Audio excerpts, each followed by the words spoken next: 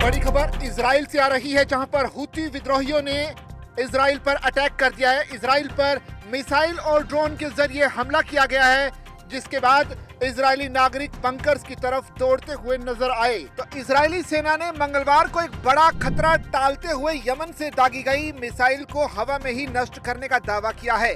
दूसरी तरफ यमन के हूती विद्रोहियों ने दावा किया है कि उन्होंने इजराइल पर न सिर्फ मिसाइल बल्कि ड्रोन हमले भी किए हैं। हूती विद्रोहियों के सैन्य प्रवक्ता याहिया सारी ने टेलीग्राम पर कहा कि उनकी फौज ने पैलेस्टाइन 2 हाइपरसोनिक बैलिस्टिक मिसाइल से याफा के लोद हवाई अड्डे को निशाना बनाया। उन्होंने कहा कि यह हमला कामयाब रहा, जिससे लाखों यहूदी डर के मारे बंकरों में छिप गए और हवाई अड्डे का कामकाज ठप हो गया। इजराइल ने इस मिसाइल को रोकने की पुष्टि की है, लेकिन हूती के ड्रोन हमले के दावे पर कोई टिप्पणी नहीं की।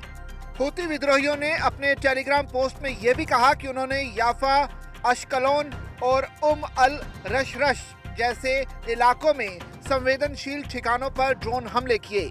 ये हमले इजराइल और ईरान के बीच हाल ही में हुई 12 दिन की जंग के बाद हुए, जिसमें इजराइल ने ईरान के सैन्य और परमाणु ठिकानों पर बमबारी की थी। इजराइल के रक्षा मंत्री इजराइल काट्स ने कड़ी चेतावनी देते हुए कहा कि यमन को वही सजा मिलेगी जो तेहरान को मिली है। उन्होंने कहा कि तेहरान में सांप के सिर पर वार करने के बाद अब हम यमन में हूतियों को सबक सिखाएंगे। जो भी इजराइल के खिलाफ हथियार उठाएगा उसका हाथ काट दिया जाएगा। यानी इजराइल और ईरान के बीच अभी सीजफायर को खत्म हुए कुछ ही दिन बीते हैं, लेकिन अब भी इजराइल एक और जंग में कूदने की तैयारी हो रही है। हूती विद्रोहियों की तरफ से इजराइल पर हमले किए गए, मिसाइल और ड्रोन के जरिए ये अटैक किए गए।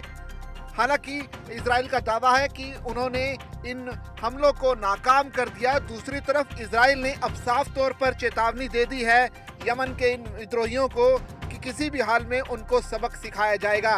और साथ ही चेतावनी इस तरह की भी दी गई है कि जो हाल इजराइल ने ईरान का किया था, ठीक वैसा ही इलाज इस बार हूती विद्रोहियों का यानी यमन से जुड़े संगठन का भी किया जाएगा।